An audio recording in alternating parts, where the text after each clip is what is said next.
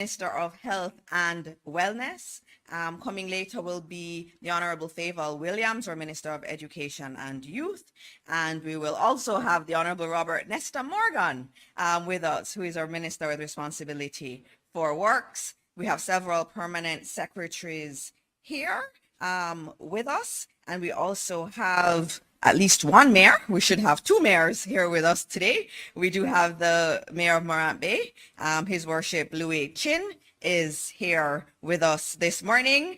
And as I said, another mayor should be joining us a little bit later. We also have Mr. Chris Record, the chair of the AI Task Force, with us this morning, members of many of the ministries that I have noted already with ministers here. We also have members of the Artificial Intelligence Association, members of the Jamaica Technology Digital Alliance, and of course, our members of the media and all our Jamaicans who are watching at home and abroad. Good morning. I think based on the list of who is here, who is coming, you kind of know that this is a very big morning. And so we're going to try to get through the entire agenda as best as we can. And I'm going to start this morning with obviously condolences to the family of the student that was killed yesterday, who passed away yesterday at Campion College. It is never easy to hear of the death of any child anywhere. And so I do express condolences to his family and to the school family. And I know the Minister of Education will be here a little bit later, and I'm sure she also will have some words in relation to that. As you all know, Minister Clark, Nigel Clark, he resigned yesterday, effective midnight last night. There will be an announcement of a new Minister of Finance imminently from the Prime Minister. But in terms of looking at Minister Clark's legacy, it's always important to remind everyone of that legacy, and that legacy is very much intertwined with our Prime Minister, Dr. the Most Honorable Andrew Holness, and the entire cabinet and administration and the work they've done. And some of the key achievements we could speak to, and the list is unending. Our debt to GDP ratio being the lowest we've seen it in over 20 years, and we expect it to get back to this levels of the 1970s by the end of this fiscal year. Lowest unemployment rate we've ever had in Jamaica's history of 5.4%. All of these consecutive quarters of economic growth, we had a record there. The largest salary increase to public sector workers ever seen. The expansion of PATH benefits and also unemployment insurance. The list goes on and on. We want to thank Minister Nigel Clark, no longer minister, but Nigel Clark, for his service to Jamaica. And I have to also thank him because he was a big part of the reason I decided to come into the administration. Seeing someone else leaving private sector coming in made me know that it is possible for us to do that. And so I do thank him for his work, and obviously the work continues, but we have a very good cabinet and we are led by an awesome Prime Minister, and I have no doubt that the work will continue and we will get to where we have always talked about, which is prosperity for every single Jamaican. In terms of crime, I have to do this, and I will do this every week, talking about the reduction in crime numbers. It is not talked about enough. Major crimes are down 14.1%. Murders are down 19%. Those are the facts. And so when murders and major crime were going up, they made the news every single day. Now that they're going down, nobody's talking about it enough. So murders are down 19%. Major crime is down 14.1%. And this is the October 26, 2024 data year on year. Also, the data shows that because of the work of our policemen and the JCF, we see the number of gangs moving from 600 to 150. Still too many, but that's a big decrease. And that says that our JCF is working, and a lot of the new initiatives that have been implemented are working. the last thing I will point out, because usually I have a longer list, but given everybody here today, I won't be able to go through everything, is in relation to predial larceny, which is a very important issue that affects our farmers, and not just our farmers, but it affects everybody, because our farmers are integrated into their communities. When they lose their livelihood, their families, their communities also lose. And predial larceny is a huge problem in Jamaica. And in the past week, we heard the announcement of 300 agricultural wardens to be recruited over 3 years, and they're going to patrol farms and help us to deal with this issue. And this is going to cost us money. It's going to cost $1.8 billion to do this, but it is money well spent. It is important that we protect the livelihood of our farmers. And so I'm going to stop there in terms of the good news stories and all the things that are happening in government. And I'm going to move to our first guest, who is our Minister of Health and Wellness, the Honorable Christopher Tufton.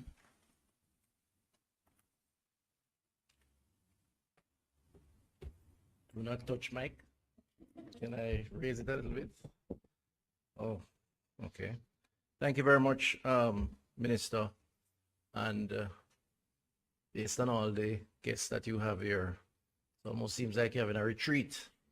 I will make my presentation swift and accommodate some questions because I have a meeting also at 9:30.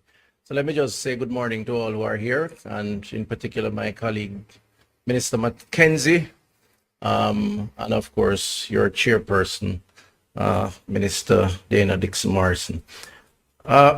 So I've been out of the parliamentary sittings physically out because of my unfortunate incident, and that kept me out for nearly 10 weeks, thereabouts.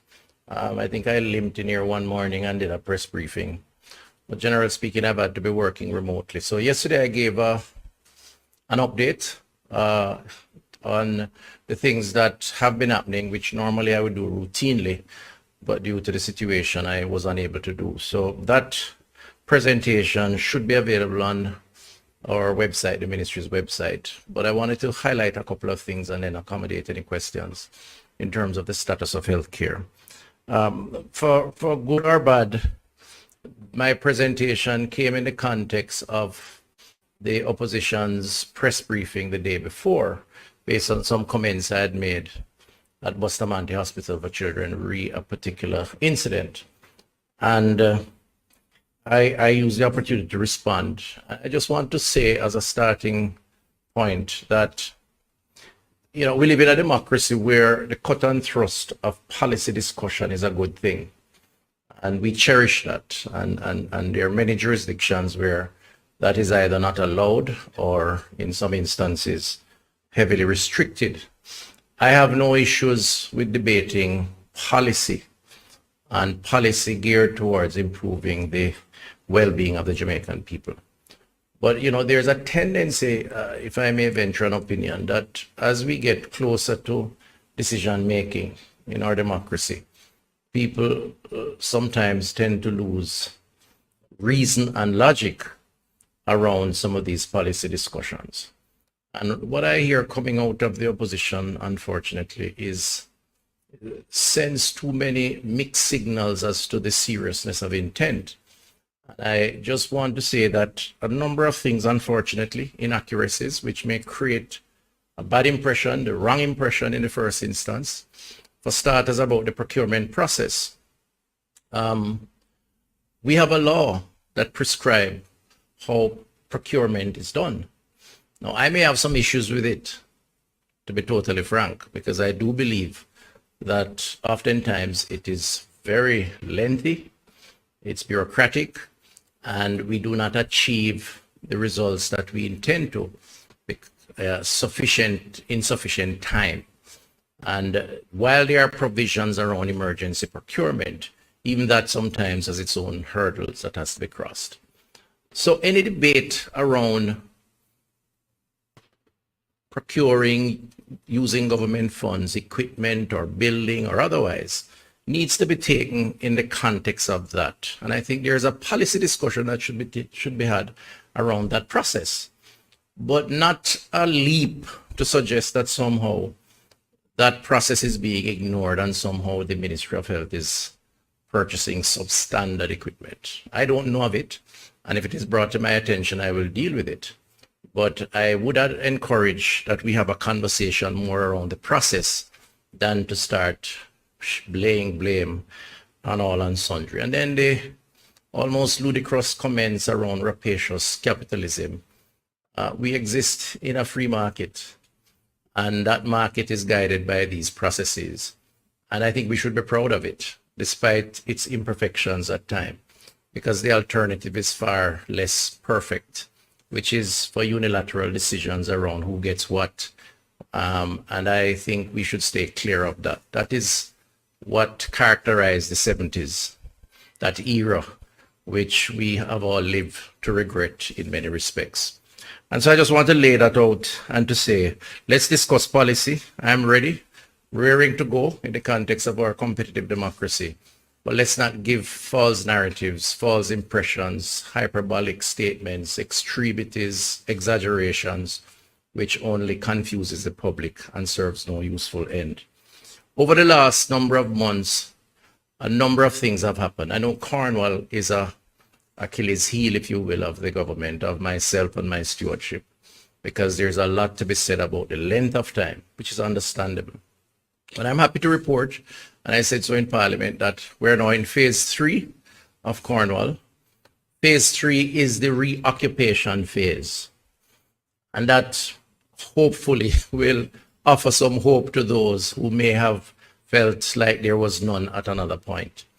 In fact, we are hoping that we will start reoccupying the main building, the 10th floor building. Of course, Cornwall as an institution continues to function, and a number of positives. But we're hoping that before Christmas, we will begin to occupy that facility, starting with the administration. And then we will go into a few other areas. Let me just quickly list them.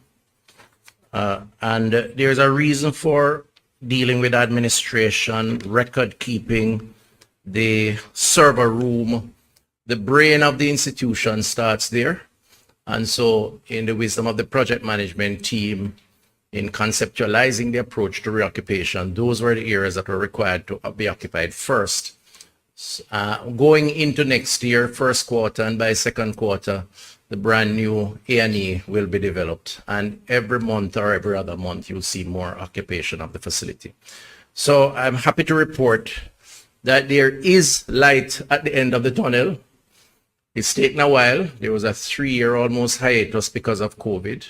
Otherwise, we'd have been there already. But nevertheless, the people of Western Jamaica and Jamaica will see a brand new Cornwall Regional Hospital. And when I say new, it is a rescoped project, which explains the cost, where every single piece of equipment and input will be new, except the concrete and mortar, which is the original 10th floor, which has been substantially overhauled. So windows, doors, tiles, ward space, beds, and all the other diagnostic equipment will be brand new, or in Jamaican parlance, new brand. And we believe that that will mean another 50 years with appropriate servicing. Beside Cornwall, Western Child and Adolescent Hospital is in a good place now. We're projecting May of next year, May, June, for its reopening, for its official opening, the first new, fully new hospital in Jamaica in 30 or plus years. And that facility will begin with an additional 300 employment to support those that will transition from Cornwall who are dealing with pediatric and adolescent care, because it will be a pediatric and adolescent hospital. And all told, Cornwall and Western Child come next year, and then a few months beyond that, we'll see some 800 beds in place at that vicinity, the largest concentration of hospital beds, 12 new operating theaters, and I could go on and on. And so that means progress. It doesn't represent crisis, as some have positioned the narrative. I want to commend the lab services at Cornwall Regional, who recently got JANAC certification. which means that the lab services at the very Cornwall Regional Hospital have gone through a series of quality standard evaluation. They did 1.7 million lab tests last year, and they are now certified to global standards. So a lot of good things are going on at Cornwall Regional, and I want to mention them. Myself and Minister Hill had a press brief related to that recently. Elsewhere in the build-out program, we broke ground recently, signed the contract for the Old Harbor Health Center. All told, including new equipment, will be about 930 million, and that is part of the health system strengthening. Spanish Town Hospital, the foundation is now being dug up, and concrete, I believe, will be poured soon. That's for a 6-story, almost $50 million building, so has started. The University Hospital of the West Indies is almost complete its new parking space and rerouted ring road of 270 million Jamaican dollars. And beyond that, we'll create the space for the next floor to be developed, a 6-floor building. Designs are complete, and we're going to market to deal with that. And in another month or so, we will sign contracts for the new St. Jago Health Center beside Spanish Town and one in Portmore. And we will announce by the end of the year, early new year, plans for St. Anne and Maypen, both hospitals and health centers under the new health system strengthening. Just to note, in a macro way, 35 billion Jamaican dollars has been allocated by this government to upgrade and modernize our healthcare infrastructure. That's not a crisis. That's going forward. And I think those who mix the narrative don't appreciate fully the efforts. And I want to thank the men and women of public health, including the project management teams, for the efforts. The second point is in modernization is the health information systems.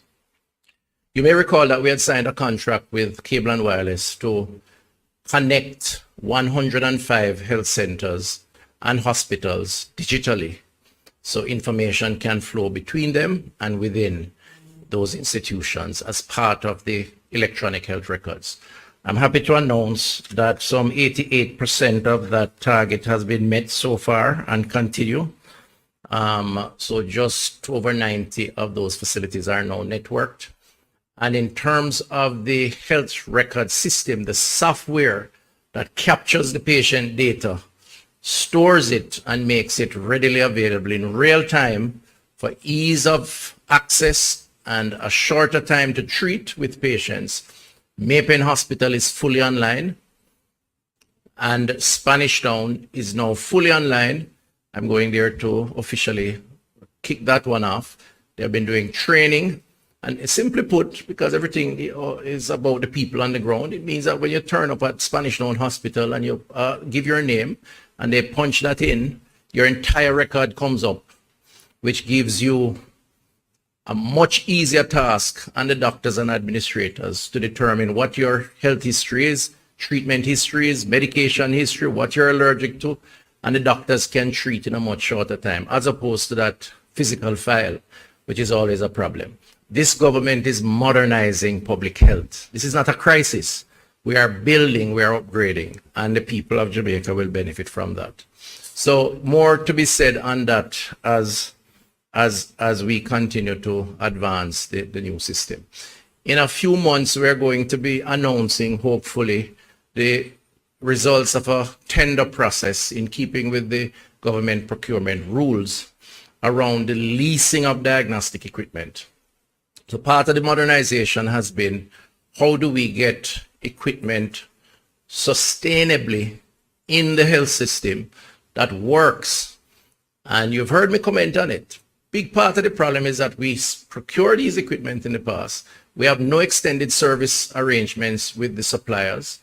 And suppliers tend to, and I'll say it, controversial as it is, store the risk of inventory and not having inventory on hand in the health system, and therefore tell us that we need 2 months, a month, because they have to manufacture the part in some faraway country, or the servicer, the personnel have to fly in from overseas, and an essential service in the meantime is down, operating theaters included, and can't function. So we are rearranging that system where if those who are successful in providing under this lease arrangement have to come with training for servicing and routine servicing, not just when the equipment breaks down. So we're hoping over the next year or so, a much clearer path to ensuring that our CT scans or MRIs, the more complicated equipment, are not just digitized and modernized, but there is consistency of effort to support that. And the same is going to be for a number of the other moving parts, the mechanical parts in our health system. This week, the controversy that sparked these comments came out of an operating theater air conditioning system that never worked and or wasn't working. And I'm at pains to make the point that it wasn't a lack of money why the AC system wasn't working. The government issued a contract, the hospital, to the service provider. They were willing to pay for the repairs. And 6 months on, the provider could not do it. They had to terminate that contract, hire another provider. And hence, the problem was where it was. The same could be said for a separate provider at Victoria Jubilee Hospital. The same could be said for another at Sablamar Hospital. We have a problem. And part of the challenge may be with us in terms of how we manage and administer. In some instances, we're not perfect. But a big part of the problem is the relationship we have with stakeholders who are expected to have trained personnel on the ground and be able to supply parts and so on to fix some of these problems. And that's something we have to address in the next dispensation. I'll take 2 more minutes just to say that a number of our other projects are on hand as announced and are doing fairly well. Operation Refresh. So we unveiled a primary healthcare model because the view by all of us who have looked at the data and the analytics of the data is that we have to do more towards community healthcare and try to avoid people rushing and crowding out our hospitals. So we announced in the sectoral, I announced in May, a 1 billion program under the theme Operation Refresh, which is to address health centers that need upgrading. And there are basic things that we're going to do and have been doing. Cooler environment, so air conditioning of the waiting areas for patients to feel more comfortable. Clean bathrooms and running water. A kitchen or cafeteria for the staff.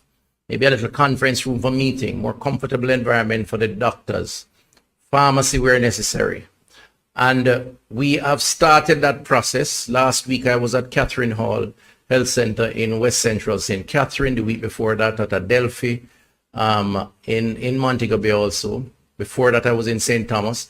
So we have identified about 100 health centers under this program. And the feedback so far has been good. And the idea under primary care reform is to improve the facilities for a more comfortable setting and attract more people in, but also expand the services that we offer under this new dispensation. And a primary healthcare model document was tabled in the Parliament, which you can review. Just 2 other things, and then I'll take questions. The smaller branded programs that we have been going on and doing well. We have done the Second Chance Smiles. That's a denture replacement program. Some 50,000 individuals have visited these facilities around this. 18,000 require some level of pre-prosthetic care, meaning some type of oral surgery, and a number of others have benefited from actual dentures. And that program is quite popular with many Jamaicans, unfortunately. Many of us choose the first option when we have a problem, oral health problem of extraction. And so we accompany that with a good oral health messaging. The New Limb, New Life, which is prosthetic replacement, 71 Jamaicans benefited $32 million under this program, diabetes being the major cause of people losing their limb. And I'm very proud to say that the Jamaica Cuban Eye Care program, since September to September this year, 1 year, they have done 1,847 surgeries, 1,192 cataract, 73 cases had to be rescheduled, largely because patients had to be treated, hypertension and so on, so they had to be prepared for surgery. But the Cuban Eye Care program has seen some 21,000 Jamaicans over the 12-month period. 17 Cubans, optometrists, ophthalmologists, and 5 locals, 5 Jamaicans, and they've really been doing a good job to enhance the eye care program in Jamaica. I think I'll stop there unless you have any particular issue you want to ask. Thank you very much. All right, thank you, Minister. And Naomi is here, so we will start to take the questions from the media at this time. All right, fantastic. Good morning, everyone. I recognize our media partners are here. Mahiri, you starting? Morning, Minister. Mahiri Stewart here from Nationwide News. Yesterday, when we were speaking on Nationwide at 5, we had brought up the issue of cancer screening. And you said that there were plans in place in order to procure more machines. Could you speak on how many mammogram machines we have in the country right now and what plans are in place to get more cancer screening machines in general? All right, don't quote me, but I think we have in the public health system, if you include UWI, which is semi-public, they have I believe KPH, Mandeville, Cornwall Regional, I think maybe about 6 or so, but I could be off because I know there are plans to acquire more. Incidentally, up to 5 years ago, we didn't have, I don't think we had 2. So we have made significant progress in that regard. The general issue around screening is something that we have to encourage. It's not just around cancer screening, but getting Jamaicans to know their numbers or know their health status, which is why we have the Know Your Numbers program. So we have actually gone out, I think over the last year, we did well over 150,000 different tests, not in the institutions, but taking it on the road into the town centers and the communities, where we have done a series of tests, including in some instances, not breast cancer screening, but prostate. But where there is suspicion based on general screening, we recommend persons to get screened. So I think we have to try and change that culture. People tend to go to the hospital when they're sick, not just for regular checkup. And part of that, of course, is cancer screening, because cancer rates are actually rising. All right, Minister, I hear because we have a packed house, Yeah. the media will just allow the proceedings to continue. And then Okay, maybe excellent. Thank you very much. We had the Minister of Health here to answer all of your questions. And we only had one question, so I think what they're saying is they're good. Yeah, or they all know how to reach me, so you can call me if you need me. Thank you very much. All right, thank you, Thank you. Minister. All right, so our next minister to come, and again, I always say this, our administration is very transparent, and we're here to give information to the media and to the public as best as we can. And a morning like this really does demonstrate it. When we do these post-cabinet press briefings, our ministers make themselves available to take any question from the media. And there are many this morning who are here waiting to take those questions. And so the next minister up this morning is the wonderful Robert Nesta Morgan, our Minister with responsibility for works, who's going to give you an update on the roads, which is an area that many Jamaicans have a very strong interest in. So welcome, Minister. It's good to see you here. Thank you very much, Dr. Dana Morris Dixon. And no, I didn't pay her to give me that compliment. And morning to everybody, morning to members of the media, and also our listening and viewing public. I'm here this morning to basically give you some updates on the Spark and Reach programs. As you know, we have 2 main programs going on now. The Reach program came about because of the impact of Hurricane Beryl on sections of the island, particularly the south coast, including St. Elizabeth, Manchester, and other parishes on the south coast. We would have allocated over about $1.5 billion thereabout to the National Solid Waste Management Authority, as well as to the National Works Agency to carry out cleaning and some rehabilitation works in various communities. The reach is almost complete. It's about 82% complete in terms of the cleanup aspect of it. We would have focused on vector control, particularly in areas of Portmore where you have a lot of earth drains. We'd have focused on cleaning those to reduce the mosquito population. The other aspect of REACH, which is a $3 billion program, is the road rehabilitation program. And that is currently ongoing. Prime Minister would have announced it in September, but due to consistent rains, we were not able to escalate the patching.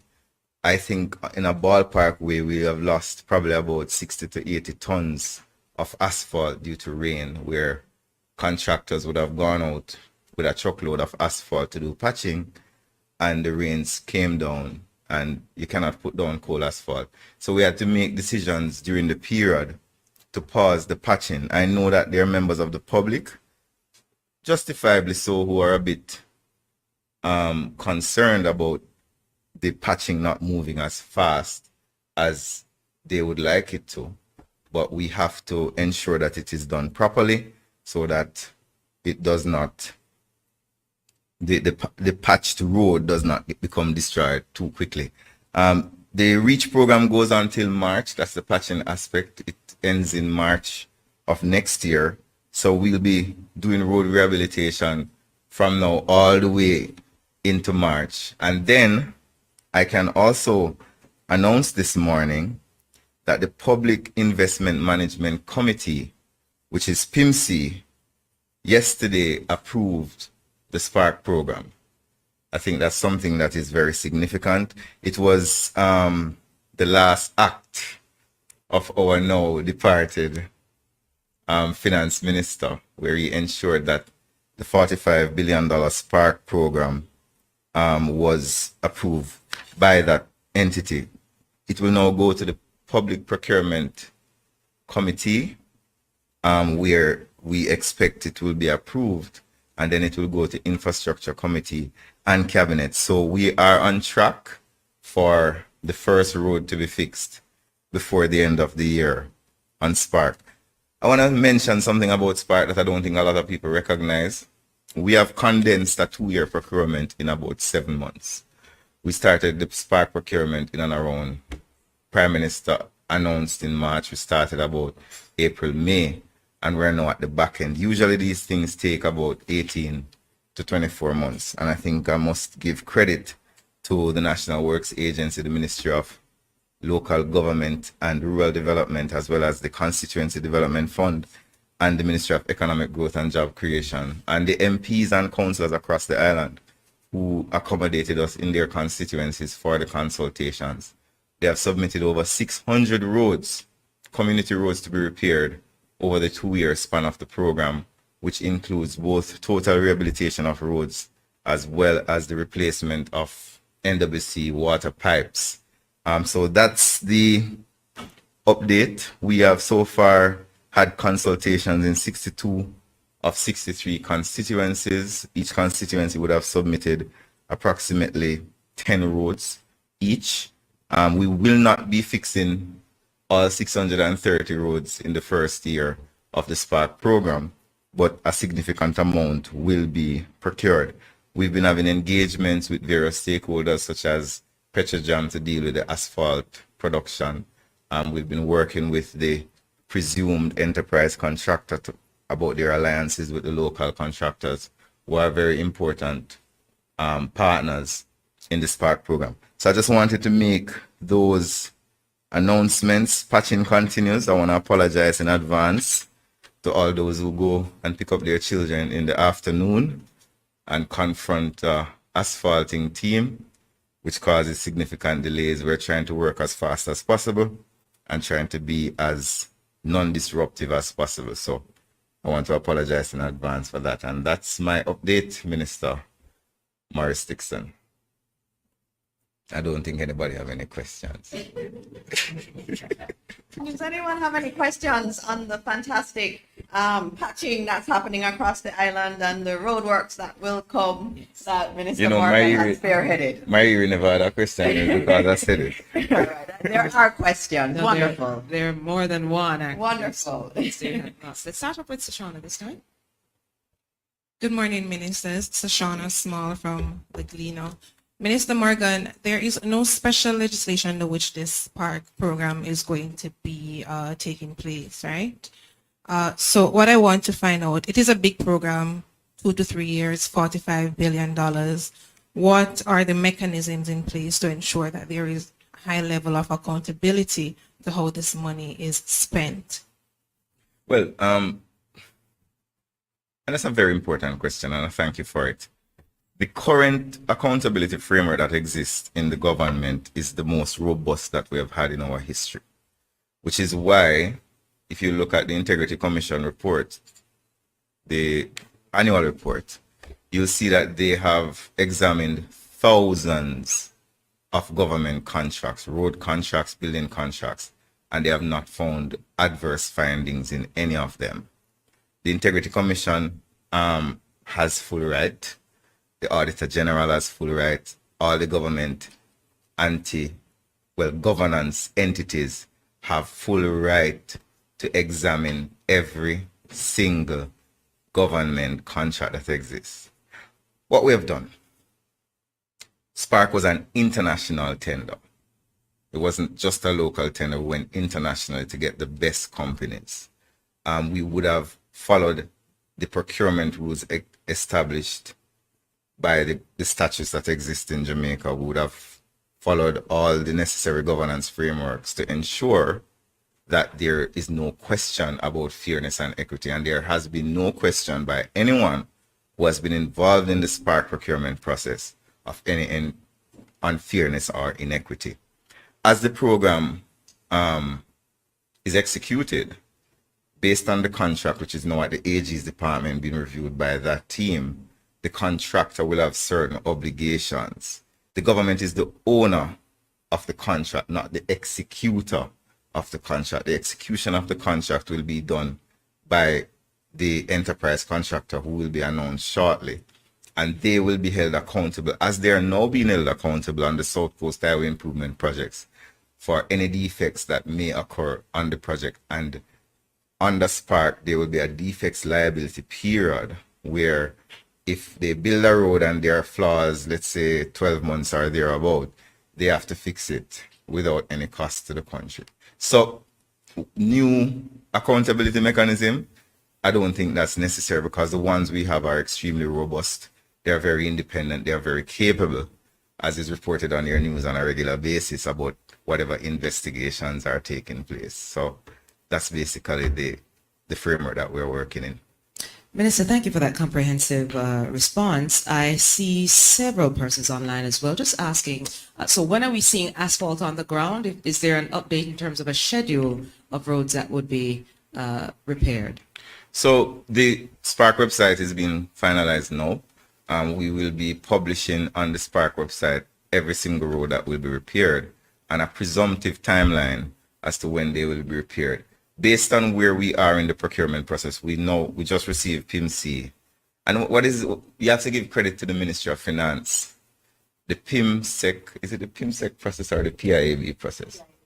The PIAB process, and Minister Williams is a member of PIAB, is a very involved and long process. And the Ministry of Finance's team would have condensed it and worked overtime. It's thousands of pages of documents. The Spark is one of the biggest infrastructure projects that we have done under CAPEX in this way. And the Ministry of Finance team would have worked overtime yesterday to pass the process. Now, we are now we are almost in November. Now we go to Public Procurement Commission, which is going to take about a week. Then we have to go to Cabinet, which is going to take another week. So I expect that by the middle to the end of November, Cabinet will have the opportunity, through the Infrastructure Committee, to make a decision, which I suspect would be a positive decision on the execution. And I know that the enterprise contractor has the capability to move very quickly. So you will get roads being built before Christmas, long before Christmas. Wonderful. And can you say, just my own follow-up, when will that website go live? Probably in another 2 to 3 weeks. Another 2 to 3 weeks. And then, of course, the public can go and look there as well. Mahiri, you have a question. Morning, Minister Morgan. Morning, Mayor. As I listened to your presentation, one thing did catch my ear that I want more clarity on. You said 62 out of 63 constituencies have submitted their roads. Which is the outstanding one, and what's the holdup?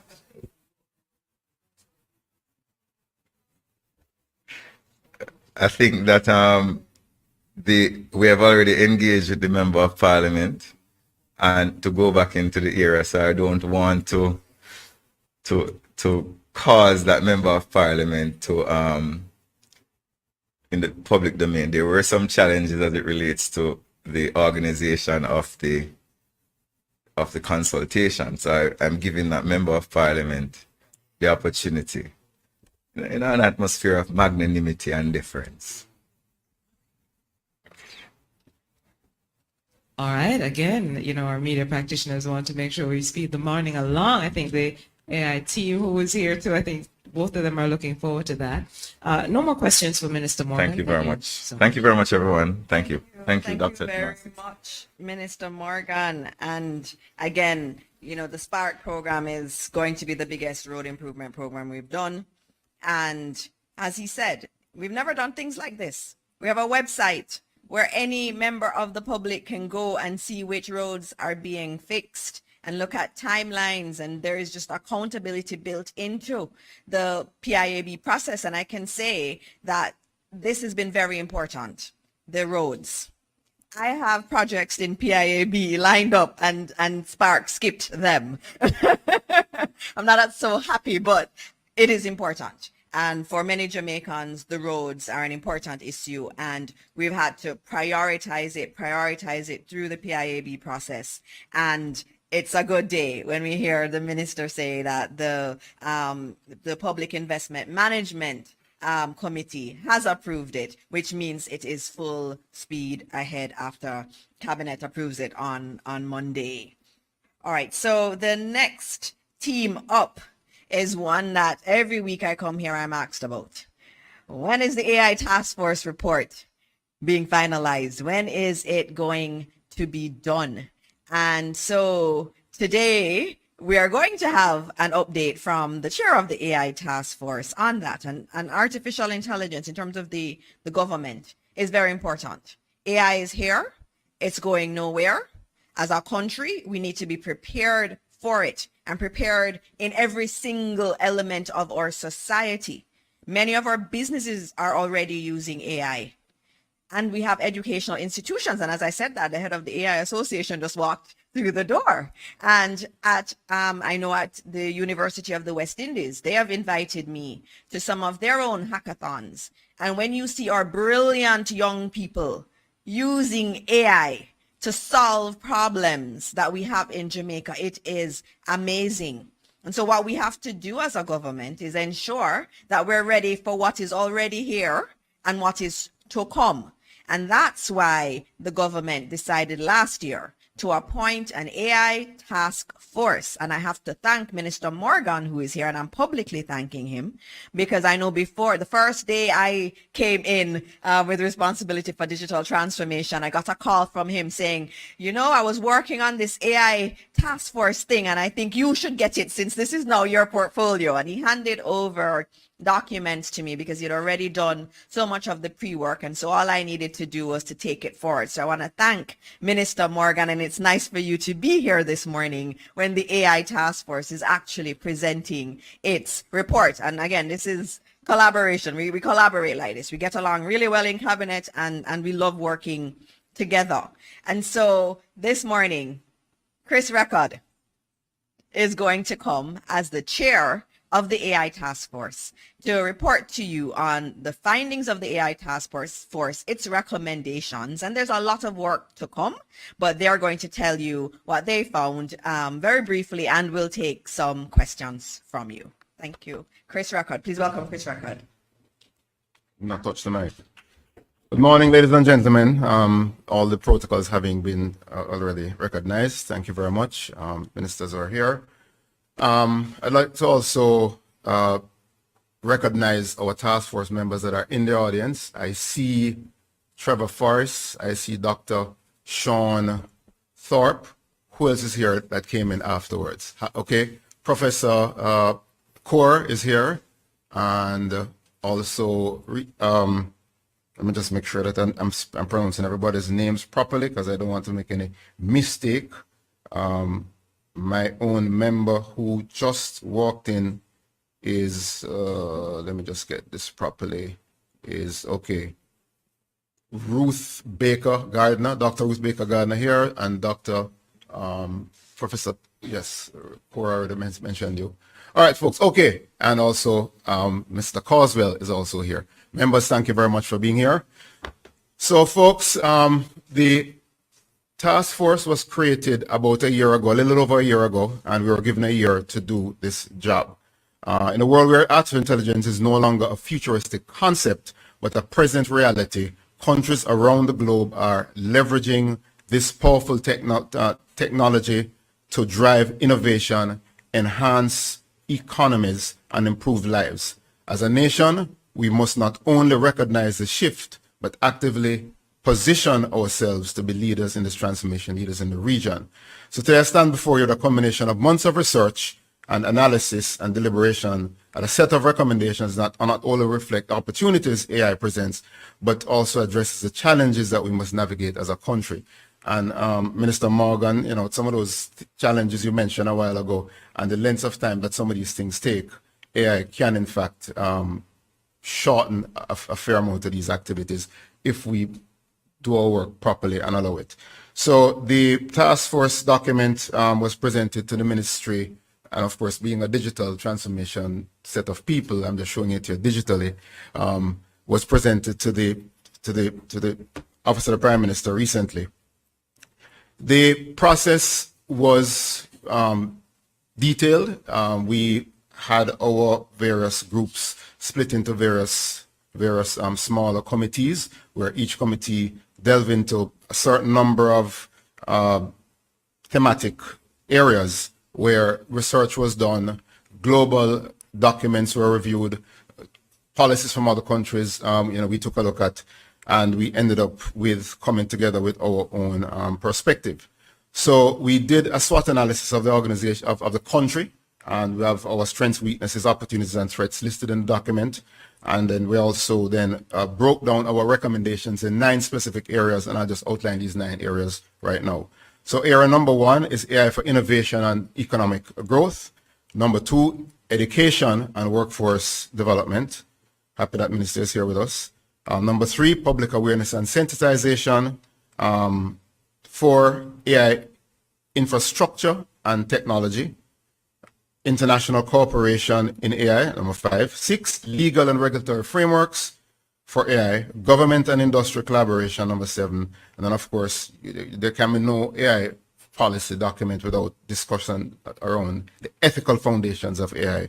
And then, of course, we ended with number 9, set of recommendations, comprehensive AI framework that needed to be put in place. So at a very high level, I will share some of the suggestions and recommendations. So each area, each thematic area, there are challenges outlined for each of the areas. Then there's a recommendations, short-term, medium-term, long-term recommendations for each of these areas. So I'll just, at a very high level, speak to the some of the recommendations coming out of the task force. The task force membership in totality consists of public sector, private sector, and of course our academic institutions. So there is feedback and experience and expertise coming from all areas. And of course there were folks who are pro AI being good, and there are folks who are caution about the issues with AI and potential hazards. And we're not going to get into any science fiction stories, but the fact of the matter is that there was a very balanced discussion and debate as we went through our deliberations. So in terms of some very high level around our SWOT analysis, the strengths, talking about the high level of alignment with the Vision 2030, our strategic geographic location. There has to be something said for that where we are. Our growing tech ecosystem. I recognize members of the JTDA, Jamaica Technology Digital Alliance here. And youthful and tech-savvy population, yes, we are. And of course, collaborative regional efforts. One of the things is that we did have a member on our committee that was connected to the UNESCO Caribbean AI Policy Roadmap document. And so there's a fair amount of taking a look at UNESCO documents that contributed. And of course, one of the things that I made sure that I had to put in there, a line item that Jamaica is a cultural superpower, right? And as a result of that, how are we going to leverage AI to ensure that that remains and that use of AI does not negate or take away? Because we are seeing all kind of fake things that are happening out there that, you know, we all know it ain't Jamaican, right? So we have to ensure that some of these warnings and preventions are in there. Weaknesses: digital divide, skills gap, workforce preparedness, limited research, regulatory ethical challenges, dependencies on external technology providers as some of the weaknesses. All the opportunities are listed. We have a fair amount as a potential to drive significant economic growth. Big opportunity there. Public, private sector collaboration, big opportunity. International partnerships, we have a whole section of recommendation there. And of course, the threats. We cannot have anything around digital or technology without having listed cybersecurity risk as a threat, and of course, data privacy and data protection as some of the risk areas. Ethical and social, global competitiveness, and of course, a big one that nobody likes to talk about is our general resistance to change. It's there, and it's a real situation, and we have to find the most delicate, nuanced way to deal with it. So one of our top areas of recommendations, and I will just jump to this one because the minister is sitting right in front of me, and this is around education, right? And so, and I just read the policy issue as we wrote it down in the document. Within education, generative AI technologies have already disrupted traditional assessment methodologies as they push the boundaries of academic integrity and challenge teaching objectives. For example, allowing students to produce perfect answers without engaging the educational material. However, AI competencies can be beneficial in the workforce, providing a productivity boost in diverse sectors. While some jobs will be automated, new ones will emerge, requiring specialized AI knowledge. Jamaica's education system must find ways to build competencies in AI literacy for both teachers and students alike without compromising the validity of student assessment, and to equip workforce with the necessary AI and STEM skills to be competitive in a global economy. So that's just the policy issue. We listed the challenges in that area. Then, of course, there's a list of recommendations because it's education. I think is massively important. I'll just list the short-term recommendations we outlined, and those short-term include integrating AI and coding into the national curriculum for AI for all educational levels. Launch teacher training programs focused on responsible AI use and effective assessments. Now, it's not that we are in there navigating and pushing that we want every student coming out of our school system to become coders. No, what we want to happen is that everyone understands the capabilities of what these tools can give. So whichever area, whether it's farming, whether it's medical, whatever areas that they want to go into, they must know that this is a tool that they can use to enhance what they're doing and take it to the next level. So that's just one that I'll highlight and outline. I will also mention the other one around building AI infrastructure and technology. Again, our team debated and discussed. The fact of the matter is that will we be considered an AI product producing country, or are we going to be leveraging AI to enhance what we're already producing? So, the whole discussion is about, we might need the right infrastructure to support AI. We know what areas, many areas in Jamaica, particularly rural regions, still lack fast, reliable internet. Improving digital infrastructure, expanding broadband access, and developing data centers are essential for Jamaica to support AI technologies. So the question is, how much of that are we actually suggesting and digging into versus the others where we're actually just leveraging what exists? Some of my friends every now and then say, look, Kingston is not Jamaica, and it's something that we have to remember. We have to figure out how's rural leveraging it, leverage some of these situations. And of course, ethical and regulatory framework, there has to be some recommendations and suggestions around that. To guide this responsible use, we aligned our recommendations with global ethical standards like the UNESCO's guidelines along AI ethics, which outline best practices for countries like Jamaica, because it was actually for the small island developing states in the region. So, next steps, what does the future hold? We laid out, as I said, we laid out a list of short, medium, and long term. At the end of the document, we did have a table, so you could, skip to that if you need to, around all the various thematic areas which was outlined earlier. So at a very high level, that is the report. We have a call to action in closing, and I'll probably just go straight to that section, which is, very, very short. And I'll just kind of read that little section there, where we just concluded that this comprehensive set of policy recommendations provides a pathway for Jamaica to embrace AI as a catalyst for national development by addressing critical policy issues, fostering innovation, and ensuring ethical AI use. Jamaica will be well positioned to leverage AI for sustainable growth and cultural preservation, creating a future where technology and humanity thrive together. We did have very, very robust debate around our cultural reality, because as I said, Jamaica being a cultural superpower, what's going to happen to protect, to ensure? And, I brought that back because we had to ensure that even in the conclusion, we put in the word for sustainable growth and cultural preservation, because, again, that's one of the things that we have going for us. I sit on 1 and 2 committees and government boards, and there are situations where organizations have been approved for 30, 40, maybe 100 positions, and they've been looking to fill these positions for 2 years and can't fill them. So I have a different view and concern when I hear folks worry about AI is coming to take over the jobs. I said, what about the jobs that we can't find? All these positions are there. I sat in a room with an ED just 2 weeks ago where the person is explaining all the challenges and they only have 2 people to do this job. When I listen to the description of what the person has to do, I'm like, technology can do that in 2 seconds. I have 2 or 3 people that I could call in right now to have them write something to help with that. We're not replacing the job. We need to find 5 more people and we can't. So some of these things are something that a number of us in the industry and a number of us as task force members here have debated and discussed around what we need to consider. So, folks, at a very, very high level, for the short time that I was given, I hope that I give a high-level overview as to what the document is, just around 30 pages long. And we had a very interesting way of capturing the information from the entire group.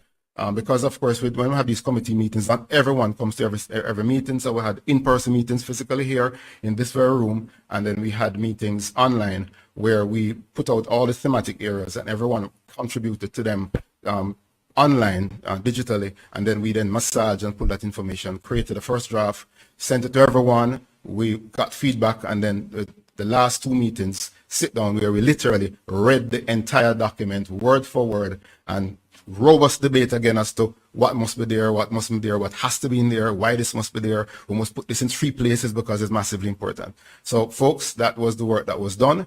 And again, you know what? I need to just have our members stand so people can see who they are. So, Coswell, top, Trevor, come on, stand up. Prof. Core, Rita, oh, no, you're not part of that committee, you're the other committee, PSOJ. So I had some folks from PSOJ who actually contributed. And who else? Marjorie, you're not part of the committee. You're not standing, Marjorie.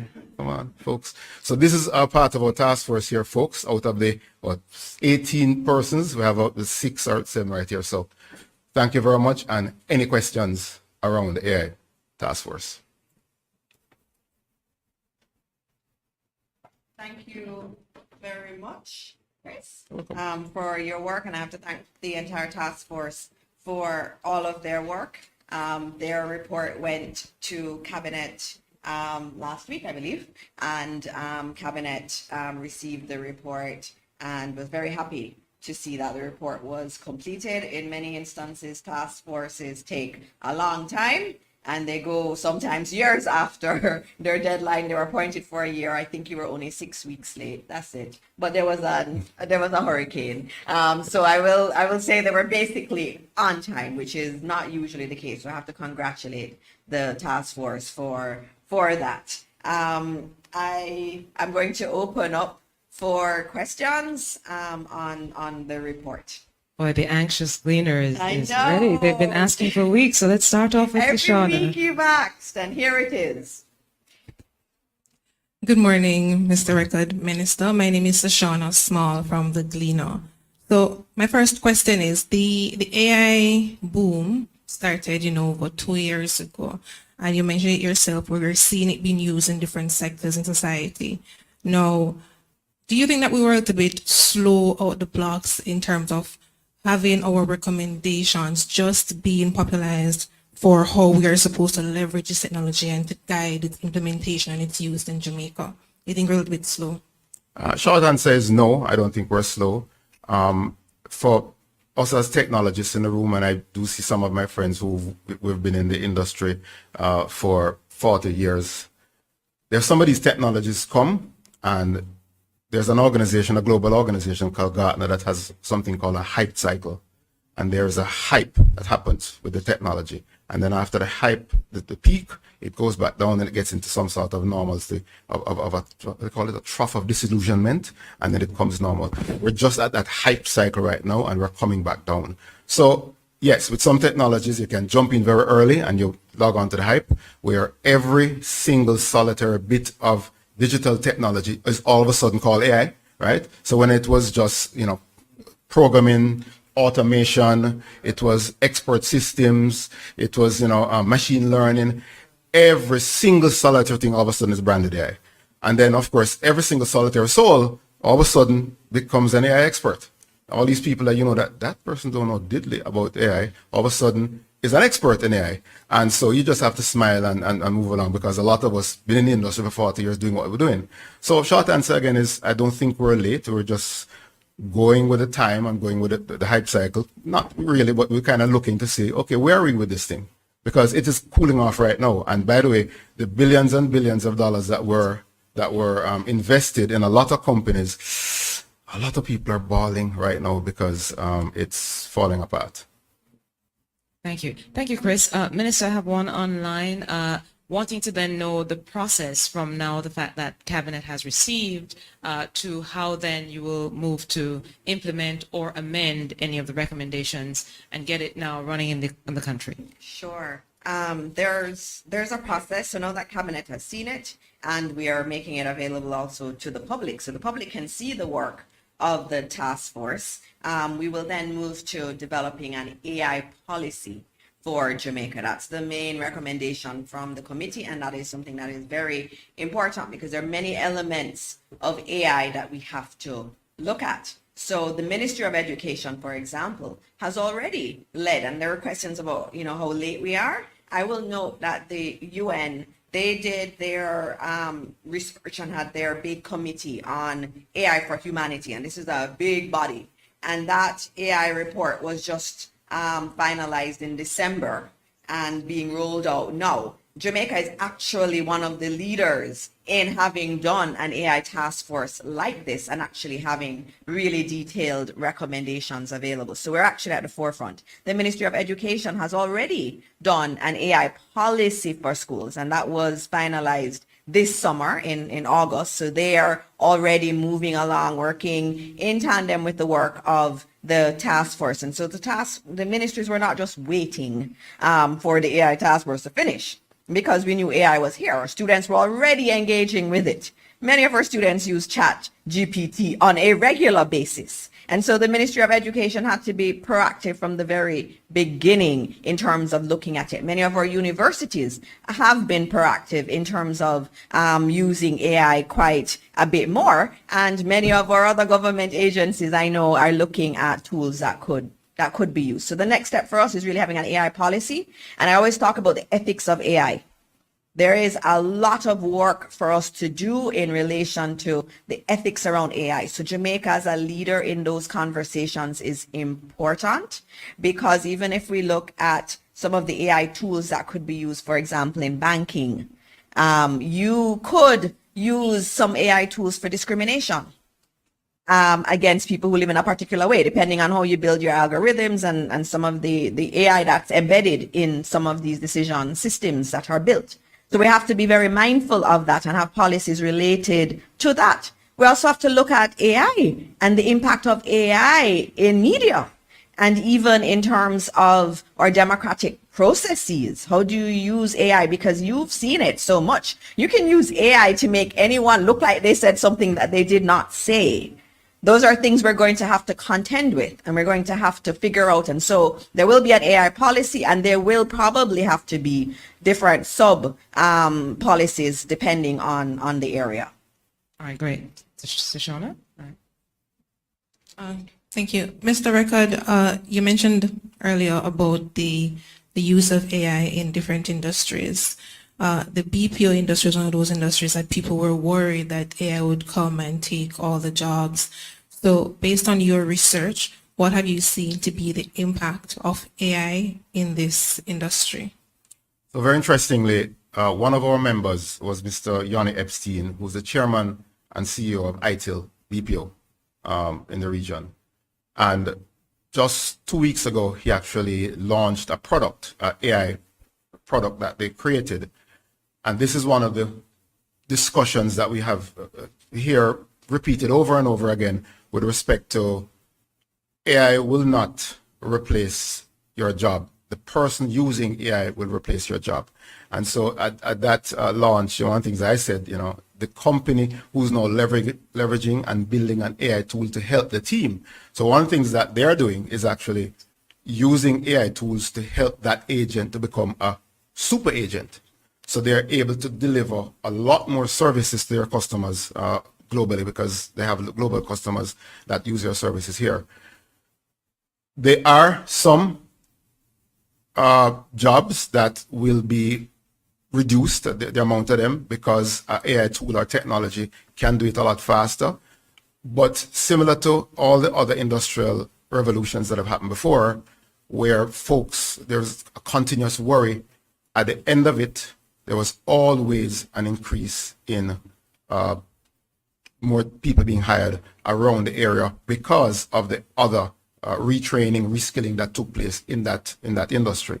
So same here. I mean, yes, one caution is that this is the first industrial revolution where the technology, quote unquote, can actually think for itself. So this is a little different. But this is now just another thing for us to learn.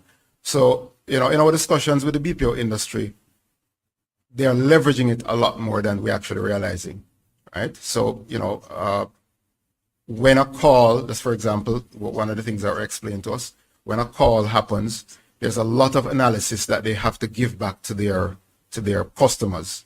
How long the call took to be answered, how long was the person been on hold, what was the mood during the call, did the customer seem happy, and all of that. Remember, for those of us who call into call centers, we hear something that say, this call may be recorded for, whatever purposes. So a person was actually sitting down and listening sometimes randomly. Guess what they're now doing? They're using AI now to do all of that fast. So instead of waiting a week or two, almost instantly after a shift finishes, they are now able to deliver that report. So long and short of it, all I'm saying is that from the information that we have gotten from that, that experience, they are offering a lot more to their customers using AI instead of actually losing out. That's what we're hearing. Now, in the Philippines, I've done some research there because that Philippines, as we all know, is the global powerhouse on BPO. The same exact worry and concern, the reports coming out of something that I read last week in The Economist, saying that we're not going to see any big dip for the next 2 years, but some folks are getting nervous and they are quitting. So they're quitting before they claim that the AI takes away their job. So is it AI actually causing them to leave? We can have that debate. Thanks for that, Chris. Ahead of Mahiri's question, I just wanted you to contextualize for us how far ahead of the curve Jamaica is in relation to the Caribbean and the rest of the world, really, to make the point that, we really are dealing with the AI issue in a comprehensive way. So when we took a look at at a lot of the more developed nations and looked at the policy guidelines that they had, interesting enough, we didn't find a tremendous amount. I think when we broke up in teams and we all looked, we probably came up with maybe 30 or 40, and then through that filtering process, we narrowed it down to about 12 or so prof core that we actually said, let's just use these because of the advancement of that country and all that. So I think we're in the midst, but Caribbean wise, we're early. As Minister said a while ago, we're very early. We are getting calls from folks, hey, how did you do it? Can you come and join there's a regional discussion taking place. I went on the call once. I've heard anything back from them as yet, but that's how these things are. They take a while, to gel. But I don't know if any other task force members want to throw in anything else. But that's where I think regionally we're ahead. Globally, we're not lagging. We're not lagging at all in what we're doing. Thank you so much, Chris. All right, Mahiri. Morning, Mr. Record. Mahiri Stewart from Nationwide News here. Just a pretty generic question, I guess. Throughout the discussions you had in the compiling of this report, what would you say AI poses as the biggest threat and benefit to the country? Well, the biggest benefit to the country is all of the various industries that can actually leverage some. And remember, one of the things I said, this is a caveat. We're taking almost every bit of automation now and calling it AI, right? So all of the various technologies and tools that were available to help the various industries that make our country move forward are being used. So weird example, I've been looking at tourism, right, one of our biggest earners. And when you see how some folks are using AI to enhance an online experience of a country, right? I was just in Rome last week for a trip with another government organization. And when you see how before you go out and visit an attraction, when they use the AI tools to enhance what that attraction is, you definitely want to go like today, like right now. You can't wait until your scheduled visit was next week Friday. So it is using that, and that's one example in terms of tourism, in terms of, let's say, agriculture, leveraging all of the tools and technologies for weather prediction and all of those areas are some of those positives. On the negative side, we see a lot of the things that are happening on the negative side with deepfakes, videos, and all of that. The other negative challenge that is a real challenge is there was a death recently that was blamed on an AI chatbot, where the child built a relationship with this AI chatbot, and as a result of whatever it is, it's in court right now, that the child committed suicide because of whether it was told to do so. So I have a weekly AI meeting, a global meeting with about 60 or 70 countries that I join every Monday. And that case was the deep discussion on Monday gone, where the concern was us using this technology. How can we monitor and manage people building relationships with chatbots, right? Where, sometimes some of these folks think that this thing is real. And at the end of the day, the whole concern is it got back into, our Minister of Health is gone, but it got back into mental health. And how do we connect that back to a balanced lifestyle? So, sir, that's one of the negatives. That's there. That's a real global negative. It's in every major business magazine that's talking about it right now. Chris? But that's a deep one. We're going to need to Yes. move on. We're just going to take one more question. Yes. Just to know, I'm going to ask you to bear with me. We are going to have the Minister of Education and Youth do her presentation. The Prime Minister is planning to come by soon, so we're going to need to wrap up these so that we can move to the presentation from the Prime Minister. So I'm going to take one more question from the media on AI, and then we have to move on. Chris, you'll be available to the media after. I'll be here. All right, wonderful. So let's then get to Kalisha. Good morning, everyone. Kalisha Williams, Television Jamaica. Mr. Record, I know a general election is around the corner, and one of the greatest challenges we find is, especially during that season, you find a lot of fake, deep fakes, persons saying things they did not actually say, audio sounding like the person, but it's not really them. Any specific policy recommendation that the task force has made in terms of dealing with these issues? So before the task force was created, our minister reached out to our committee. So we have members from the PSOJ's Innovation and Digital Transformation Committee here. And some of us came together and quickly put together a list of suggestions and recommendations around that. Because guess what? It's the same thing all over the world. I mean, the US election is next week, right? And they're battling it big time. Now, so one thing that you have to realize is what puts that content in front of your eyeballs?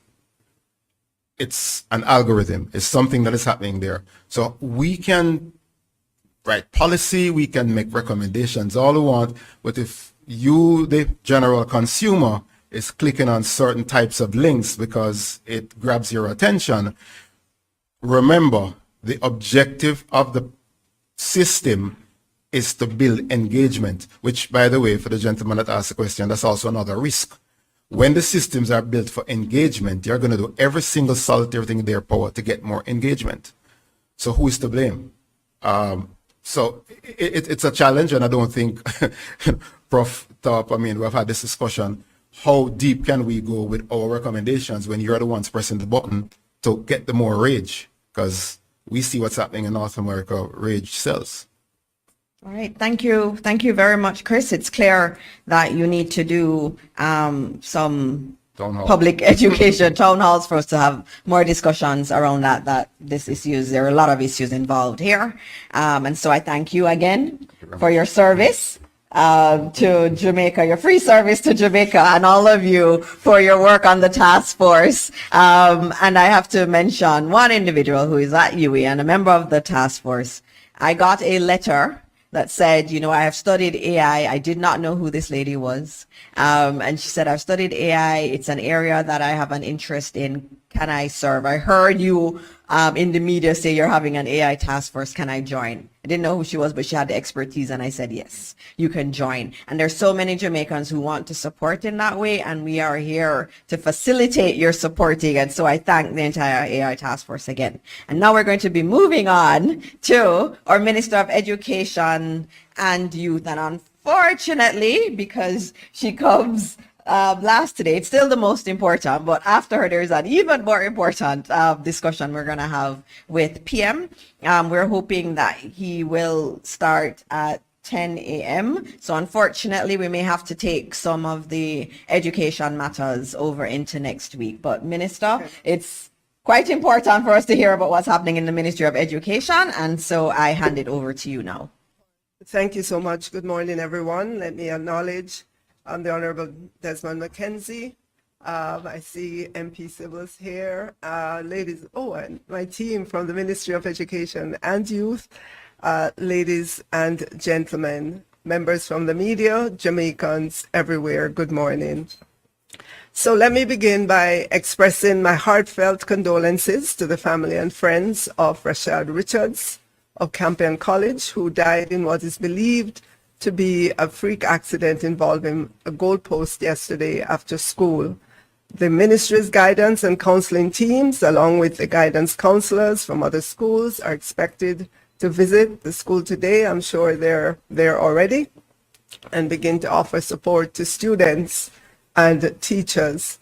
Let me take this opportunity to share that there are set standards for the equipment used in sports offered at schools, including goalposts. And these standards are in the Jamaican Standard Specifications for the Safety and Performance of Football Goals. It was the first to be completed at the time. It was created by the Ministry of Education and Youth in partnership with the Bureau of Standards Jamaica some years ago. And these standards include how goalposts should be used and even how they should be secured when in and not in use. And we will be reminding schools of these standards, and teams from the Ministry of Education and Youth will be conducting visits to inspect these goalposts and ensure adherence to the respective standards. Schools must remain places of safety. Let us keep Rashad's family in our prayers. So the Ministry of Education and Youth is midway through the Christmas term 2024, and is gearing up for another busy month. Each year, November commemorates two of our very integral stakeholders, our Jamaican youth and our parents. November is National Youth Month, and the Ministry of Education and Youth, through the Youth and Adolescents Policy Division, coordinates a series of activities aimed at recognizing and honoring the contributions, the energy, and more importantly, the potential of our Jamaican youth. So this year's theme, Youth Impact 2024, Innovative Minds, Purposeful Action, Collective Triumphs, is intended to inspire a call to action, encouraging our young people to focus on the tangible influence and contributions they can make in their communities. Youth Impact 2024 will embody empowerment and agency, action and responsibility, leadership and innovation, collaboration and inclusivity, measurement of progress and legacy. Of importance to our youth, we know, is education and skills training, which will open avenues for employment and entrepreneurship. And as a government, we have significantly and commendably reduced youth unemployment from where we took it at approximately 25% to where it stands now in October of 2023 at about 10%. We want to highlight the collaboration between the Ministry of Education and Youth and Heart's LIFT program, which is facilitating the placement of 2,500 Jamaicans into roles within their preferred fields over a number of years. Of course, as well, we have to highlight the increased access to tertiary as a result of actions on the part of the Ministry of Finance and the Public Service to no longer requiring two guarantors. As a government, we believe in the continuing investments in education and training, especially for young people, to ensure they have the requisite skills and knowledge now and in the future. I move on now to our next event. Well, let me just highlight some of the calendar of events for National Youth Month. We begin with a celebration of faith. And of course, we have the 15th, we will have the 15th sitting of the National Youth Parliament. We'll have around the table discussions upon the corner initiatives, consultation on the national youth policy. We'll also have a global night, student leadership and governance capacity building workshops, National Youth Month Forum, and even the AGM of the National Youth Council of Jamaica. So I invite you to follow along on social media platforms to check out the topics of the various calendar events that we have announced.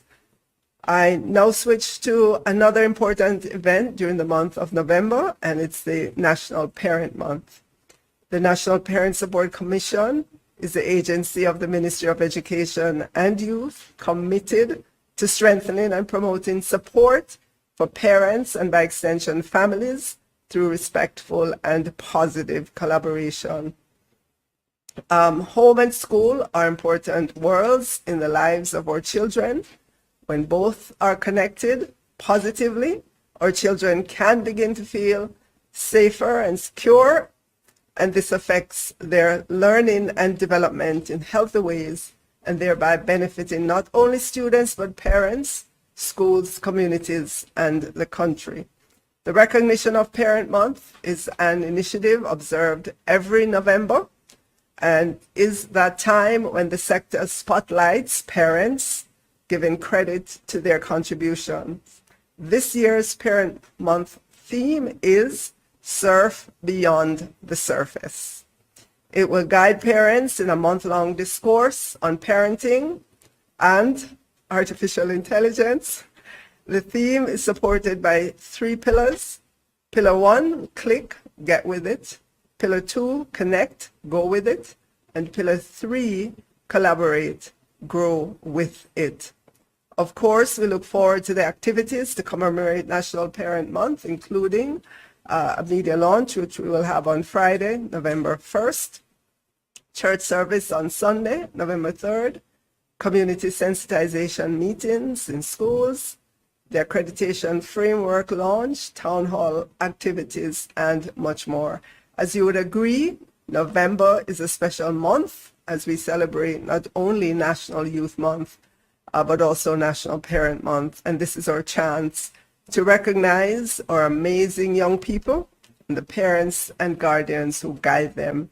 There will be many activities where everyone can join in and begin to make a difference. So let us come together to support our youth, strengthen our families, and build strong communities. And again, I implore you to follow us on all our social media platforms. Thank you, and I look forward to charting all the positive things we will achieve together during the month of November. Thank you. Thank you very much, Minister. And I'll ask Naomi if there are questions. Well, Minister, the media says they're waiting on PM. So, But you have the Minister of Education here. I'm sure you have some additional questions. We are waiting for him. He is Yeah. going to be here imminently. Indeed. Naomi, were there any other Yes. questions that had been there before that Yes, we could let's- take in the interim? Sure, let's take one from Kalisha and I'll get a few online. Thank you. Good morning again, Minister. In regards to the incident at Campion College yesterday, it's a third such incident within a decade, and there are still concerns about what the Education Ministry is doing to ensure that we don't have a repeat of what happened yesterday. What is the Education Ministry doing about that? Thank you. All right, so as I said in my presentation, we promulgated standards. We continue in our physical education courses to ensure that safety is taught. We do periodic audits, but my understanding yesterday was that there was quite a bit of rain. Soil might have softened. We don't know. We have to investigate exactly what happened. But we want to assure Jamaicans that we do checks across our schools because we know the danger of goalposts in our schools, having had the experience with deaths in the past. Thank you, Minister. Any further questions from the floor? All right. Minister, there is one. I think we're just awaiting the Prime Minister. They're trying to fix that door. All right. There is one concerning the issue of parenting. November is Parents' Month as well. And there was a question online concerning how many parents are on board in terms of improving the standards in schools and working along with schools to ensure that we have greater outcomes for our children. All right. Would you, Minister, you can come, and I know that the head of the parenting commission is here, so we can take some questions until PM gets here. Okay. So I am really proud of the effort of the Ministry of Education and Youth during this past academic year to reach out to parents in terms of providing lots of different sessions for them to meet their needs. I beg your pardon, Okay. Minister, as Right. we respond Can to we that. May we please stand for the arrival of the Prime Minister, Dr. the Most Honorable Andrew Holness. Good morning, everyone. Good morning. Good morning. Please.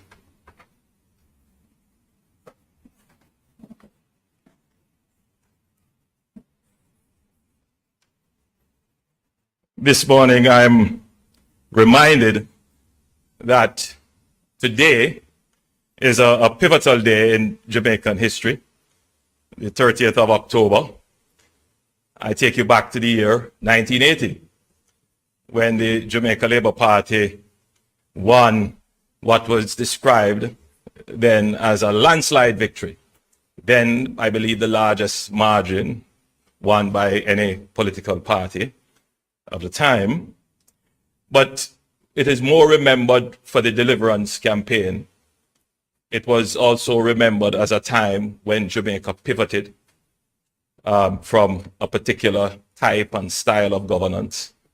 And it is usually well regarded as a period of time for the rescue and recovery of the Jamaican economy. I start there by pointing out this time in history because we are also in a long campaign for the rescue and recovery of Jamaica, and which we have been doing a wonderful job in that regard. But we're also at a point of pivot, a point of inflection, a point where we are poised for even greater change. So, I know that a number of Jamaicans have been waiting, apparently with bated breath, for these very few words that I'm about to utter. I'm pleased to announce the following appointments. The Honorable Favour Williams, MP, will assume duties as Minister of Finance and the Public Service. Senator Dr. the Honorable Dana Morris Dixon will assume duties as Minister of Education, Skills, Youth and Information. And Mr. Matthew Sabuda, MP, will reassume his role as Minister without Portfolio in the Ministry of Economic Growth and Job Creation.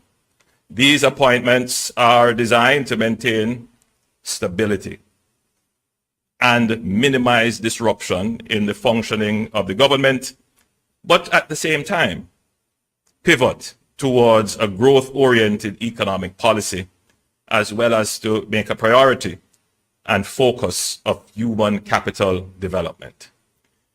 To help drive this pivot towards growth, I have assigned my senior advisor, Mr. Alec John, who is highly regarded for his financial expertise, to work closely with the Minister of Finance, newly minted Minister Favour Williams, as well as with other private sector stakeholders. Also, the consolidation of the skills portfolio, including heart with education, will help to drive our focus on human capital development and to better integrate technical and vocational skills training into the education system. Mr. Matthew Samuda, as Minister without Portfolio in the Ministry of Economic Growth and Job Creation, will continue the significant progress we have made in the provision of water and environmental protection. I have a few other announcements to make.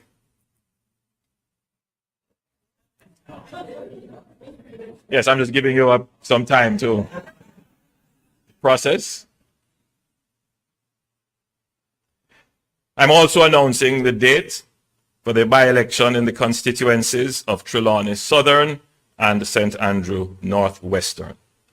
Nomination day will be Wednesday, November 6, 2024, and election day will be Friday, November 22nd, 2024, for both constituencies. I encourage all eligible voters to exercise their constitutional right to vote and participate actively in the democratic process. So all has been processed. There are two other announcements to be made, and I invite the Minister of Local Government and the respective chairmen of the municipal authorities in question to come to the podium.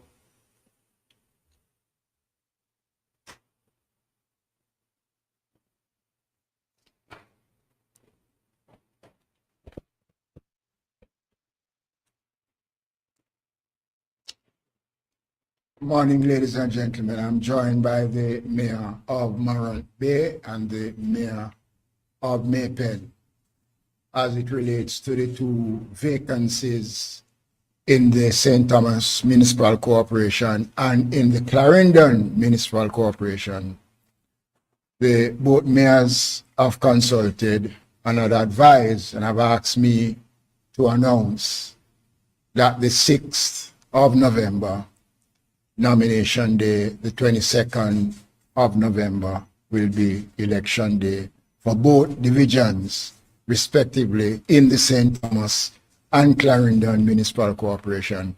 I will also use the same words of the Prime Minister by urging electorates in both divisions to go out and cast their votes. Thank you, gentlemen. So it seems there are no questions. All right, I think given the time, PM, and I know you have other engagements, we will do 2 questions, Naomi. Let's try for 2. Make it 3 since. All right, so yeah. since you have 3 All of right, them. Mahiri, let's start off. Good morning, Prime Minister. Mahiri Stewart from Nationwide News here. Morning. All right. My question is, what went behind making the decision to make Favored Williams our new Minister of Finance and Dana Morris Dixon our new Education Minister? And when was this decision made? Well, the decision is effectively made now. If you're wondering when my mind settled on these things, maybe 5 minutes ago.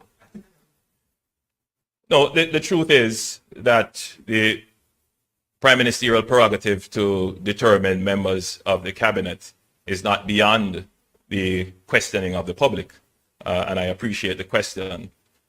Minister Favored Williams, you will recall, was actually a minister in the Ministry of Finance. If my memory serves me correct, you were a Minister of State and then a minister without portfolio, and served with distinction at that time. So she's not new to the portfolio. If you were to look at her resume does recommend her to the position.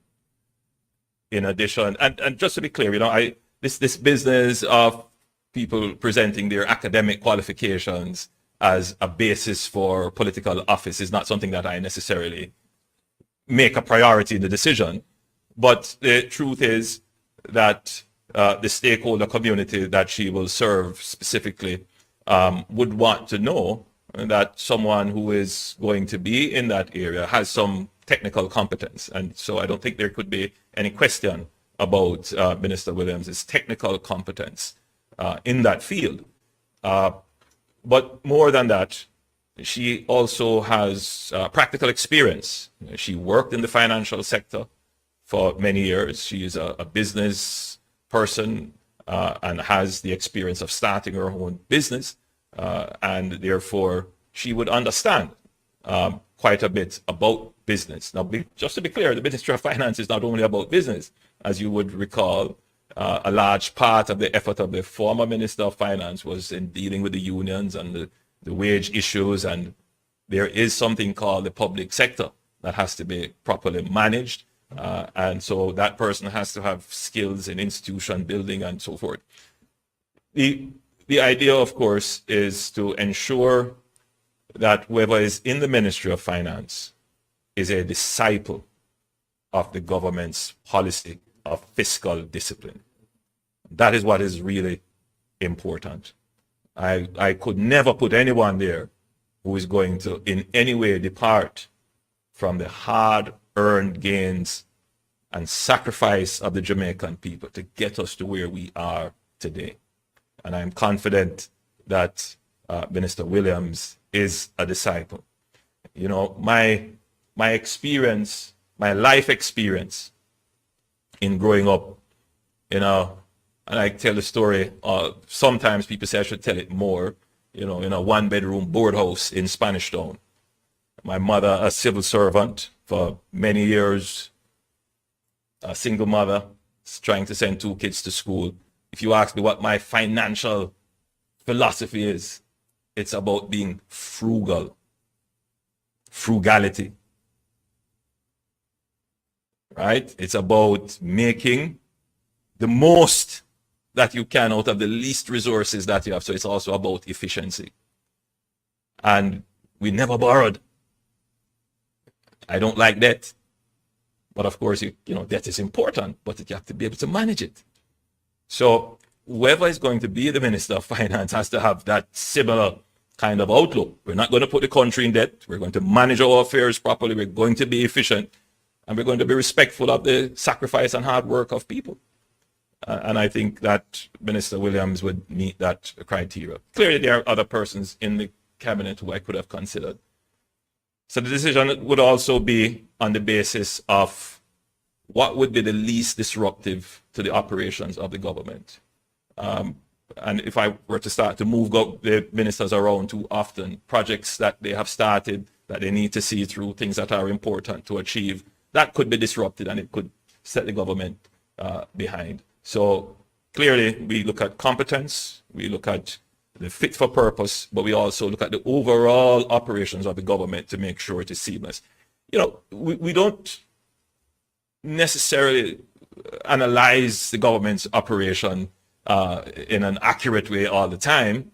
And the truth is that this administration has been probably the most stable administration we have had in the history of Jamaica. We have managed to make massive changes. Seamless, don't skip a beat, without disruption. And that can only inure to the benefit of the people of the country. So stability is an important part of any decision that we are going to make. And I'm certain that this decision will inure to the stability and continuity of government. But bear in mind what I have said and take it seriously. The government is engineering a pivot towards accelerated growth. It's a pivot towards an aggressive pursuit of growth. And believe me when I say we're going to be vicious in that regard. We have conquered the fiscal issues. Now it's time to conquer the growth issues. Thank you, Prime Minister. Very important intervention. We have two other questions. May I just acknowledge the presence of the Deputy Prime Minister, who is also here with us, Dr. Horace Chang. And I'm sure that many persons online are saying that the historical value of the moment is also not lost. Minister Williams being the first female, full female How could I forget to mention that? Minister of Finance. All right. And the Gleaner now has the floor. But it's important to know that the decision was not made on that basis. Good morning, Prime Minister. Shauna Small from the Gleaner. Prime Minister, there was some speculation that you were in fact considering taking this post as well. Is there any truth to that? I want you to see, this is a challenge I'm having sometimes when I read the commentary. How does a speculation become a truth? Look, I've seen this argument about the possibility of me taking over the Ministry of Finance. It is always in my purview as Prime Minister to take over any ministry I choose. Then there is this issue of conflict of interest. I mean, just think about it. All the ministers are accountable to me in any event. But would it make sense for the Prime Minister, who has been indicating from more than a year now, and I've been saying these things very clearly, in the hopes that those people who write the headlines would pick them up, that Jamaica has to pivot, and I've used those exact words, that the new shift is to peace, productivity, to create the virtuous cycle for prosperity, that we're going to pivot to growth. Would it make sense that I am going to then take on the Ministry of Finance when the pivot now has to be growth? And would it also make sense for me to add an additional burden if I didn't give up the Ministry of Economic Growth and Job Creation to the already very substantial portfolio that I lead? I think people forget that I am a minister. I function like all the other ministers, and I have the largest ministry. that is delivering the jobs, the infrastructure, the environmental protection, the housing, which is moving rapidly. Yes, I am a minister and I function as a minister, in addition to doing the job of the Prime Minister.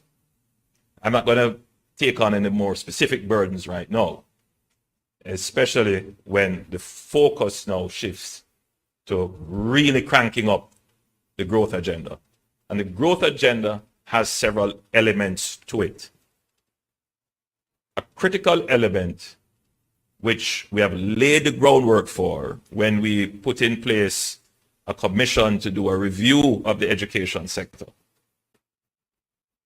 is education as a critical element to the growth agenda. Believe it or not, the greatest constraint to growth at this moment is labor.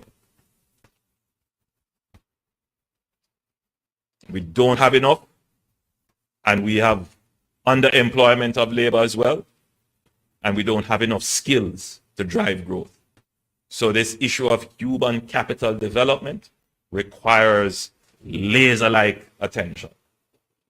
So that is where my energy and focus is going to be, along with the newly appointed Minister of Education and Skills. And then another constraint on our growth boundary is bureaucracy. So we're going to have to pivot now to look at the ease of doing business. Put it another way, the cost of doing business in Jamaica. All the processes and the red tape and all the institutions that we have put on that have put on more regulation that is just slowing down and hampering business. We have to cut out all of those things now. And then we also must now look at being in an aggressive posture to take advantage of economic opportunities that may arise. And then we must also adopt another posture of creating new industries. And the Ministry of Economic Growth and Job Creation will play a pivotal role in the creation of new industries. In fact, the Office of the Prime Minister will play that coordinating role. So there is a job of work to be done, which is slightly different from the work that we have focused on in our last two administrations, which is to get the fiscal arrangements of the economy right, to get the economy stable, to get the economy to a level of resilience where it can respond and recover quickly. And I think we have settled that. Now let's shift now to the other agenda. And in all of that, we cannot forget the most important thing, which is the pain points, the suffering of the people of Jamaica. That, it's one thing to drive on the fancy highways that we have built, but when you come off them and then you have to be rocking in the pothole-filled roads, you're upset. We understand. We get it. But we're not going to be like other governments who tell you that, yeah, we're going to do it and can't do it.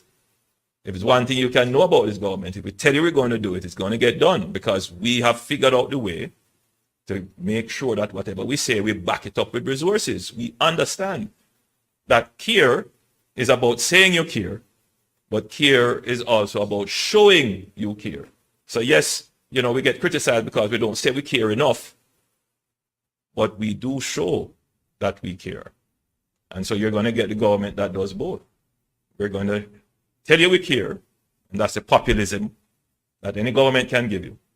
But we're going to show you we care by managing the economy well and getting the resources to spend on the challenges that you face. So when we are making much about the new buses that we have bought, that's a tangible way to show we care. And we're going to expand that right across Jamaica. And we're going to help people with transportation to reduce the cost of living that they face. When we talk about caring in healthcare, Minister Tufton was here. We're going to be spending quite a bit of resources in healthcare to show that we really care. We are actually very focused on putting back the care in healthcare.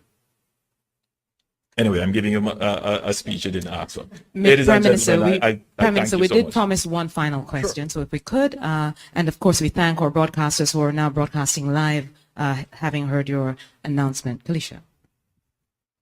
Thank you. Kalisha Williams, Television Jamaica. I have two questions, Mr. Holness, one for you and one for Minister Williams.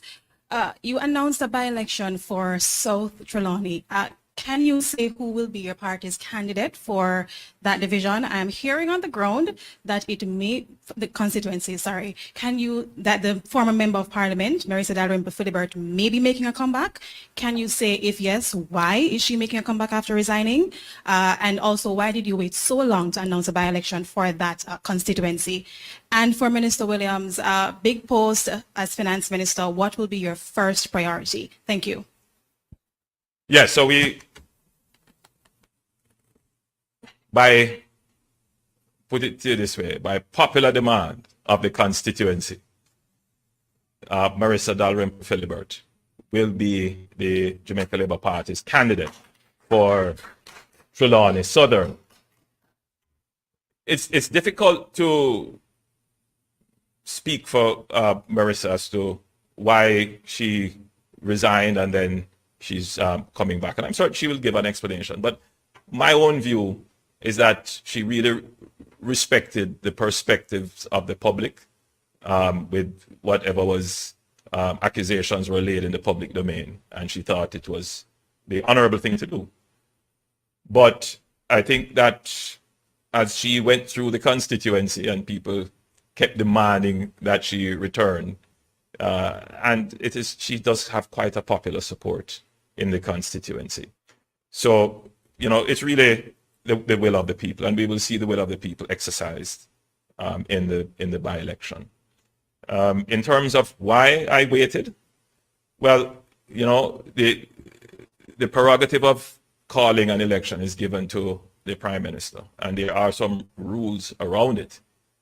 But in calling the elections, the latitude that is given for a reason, which is to allow and always allow for the Prime Minister to protect the government that is formed. And in the discussions that are had, sometimes that is lost, that our system of government is designed for stability and continuity and of the government. And so the Prime Minister exercises that authority to ensure that the government that is formed can continue. And so you want to be sure that whenever you call an election, you're in a good position to win it.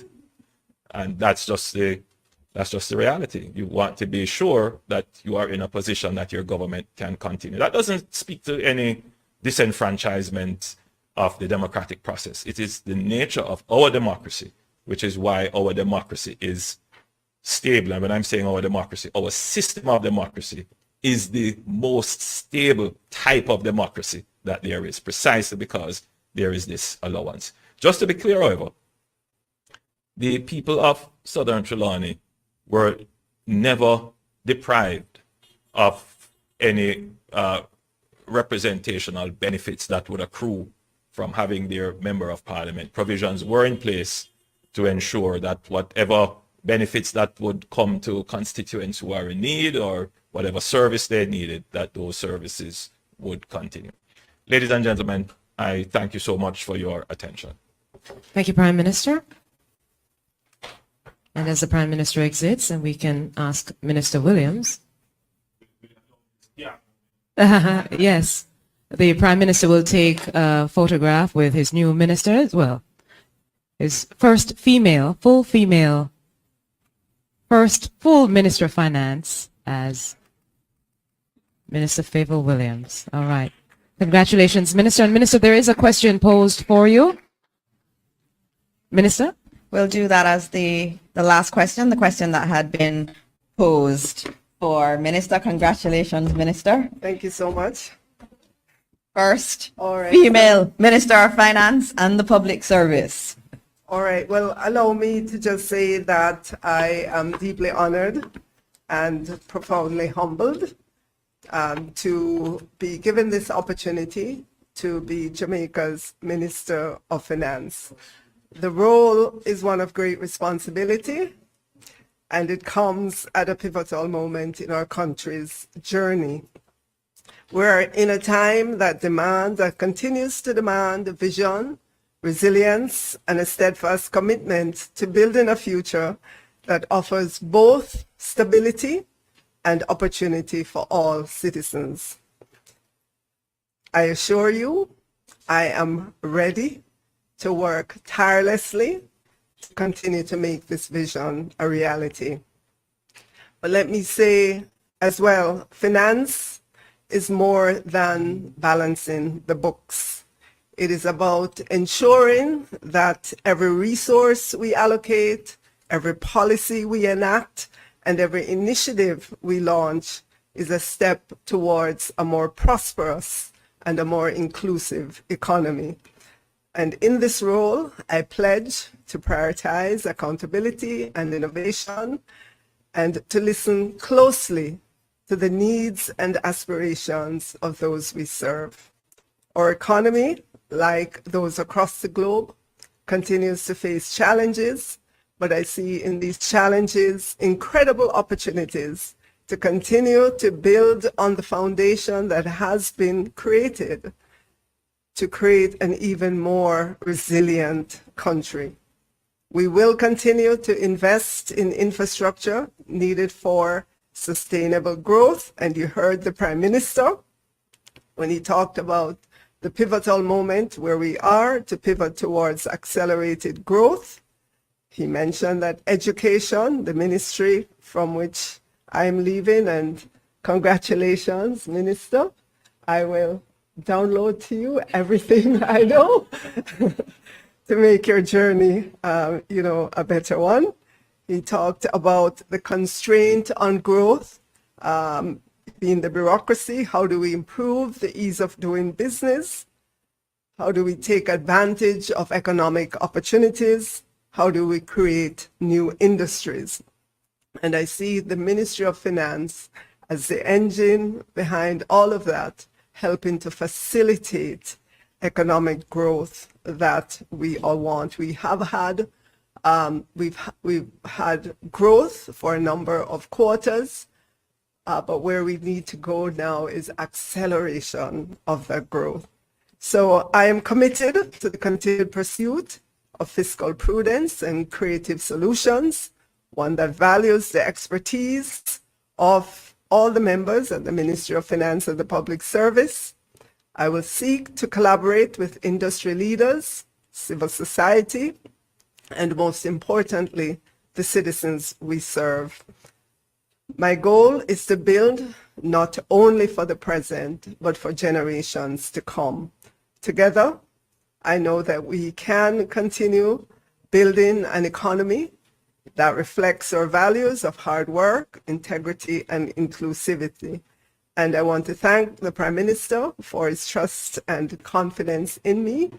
And I look forward to working with each and every one of you to realize a future of economic prosperity and shared success. Thank you. Thank you And I so hope much. that answers the question. I think it absolutely does answer, Minister, and congratulations again to you, and thank you to members of the media. Minister, may I take a little liberty? The media has asked that you too, as the incoming Minister of Information, respond to the question, your priority on day one, this being day one, now that you are elevated to education, along with your other responsibilities as well. All right, thank you for that question. And I didn't have a prepared speech to make this morning, but as the Prime Minister said, education is critical. Education is critical for all of the goals that we desire for our people. And I know that as I have gone around Jamaica, I see these young, brilliant, bright minds around our country, and all they need are opportunities. and the Ministry of Education is so important in delivering the kind of workforce that believes in building Jamaica, that believes in the values that we hold dear. And I tell you, just based on my discussions with the Prime Minister, it is important that we leave no child behind. It is important that no child leaves school unable to read. It is important that every child is numerate.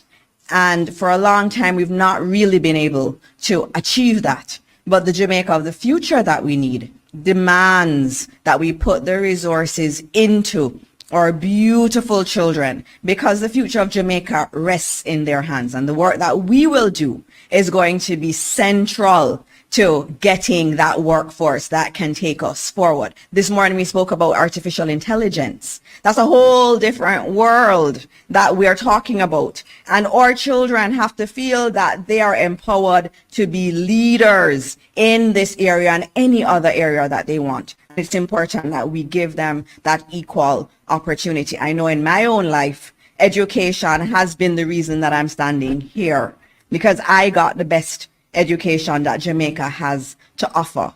My goal is that ultimately every child will be able to get the kind of education that I was able to get, and that it will not just be for the purview of a few. And so without my prepared remarks, that's what I will say this morning. And I mean, this is an interesting way to know what your new role is. Apparently, I am still Minister of Information. So I will see you at the next post-cabinet press briefing that will be called. Thank you all for coming, and God bless you, and God bless Jamaica land we love.